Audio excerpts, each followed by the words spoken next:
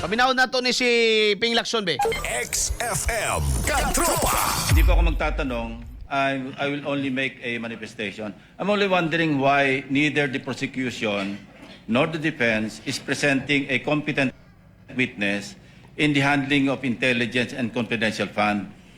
Kasi po, in my previous life, sa intelligence, sa law enforcement, ang natatandaan ko, kasi limited yung purpose ng intelligence at saka confidential fund. Nagtataka lang ako, nakita ko yung regularity ng withdrawals ng cash, parang every quarter, except for December, December 20.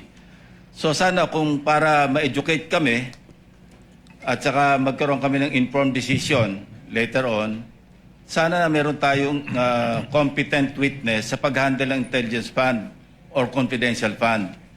Para nang sa gano'n naman, ma-appreciate namin at matanong din namin sarili namin, regular ba yung every quarter? Kasi January, April, tapos July, di ba?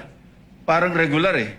Ang alam ko, pagka may pangangailangan dahil merong intelligence gathering operation, may confidential activities, saka palang mangangailangan ng pera. So yun lang, Mr. Presiding Officer. Okay. Muna to iha, mga higala.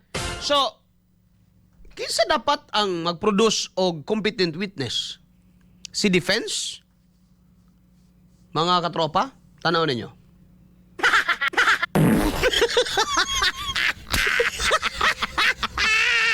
Dili man kinahanglan siguro because the defense is nag-maintain mga higala nga wala irregularity sa ilahang sa intelligence fund o confidential fund. Mga higala nga gigamit ni BP Sara, I think ang kinahanglan karon nga mo produce mga higala og witness nga gitawag nila baka naman incompetent talaga yung mga witness nyo. Ay, ano ba yan? Kumaingon ni Lacson. Ano man yung mga witness? Mga dos kamunggay, mga takla, mga bintos, nga klase na sa mga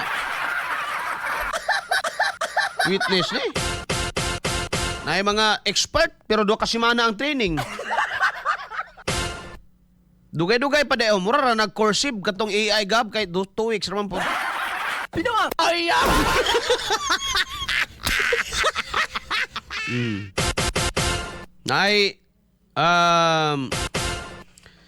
na mga barog, mga direktor, ang mga apidabit, why mga notaryo. Ay, pero pagpa-istoryahon mo na sila mga higala dito sa presscon, sila ang champion.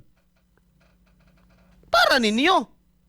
Lain po kayog mo ingon mga pildi mo. No?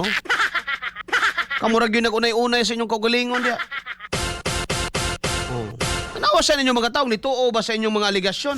Bullseye! Bullseye! Yan ako. Sunod na pod.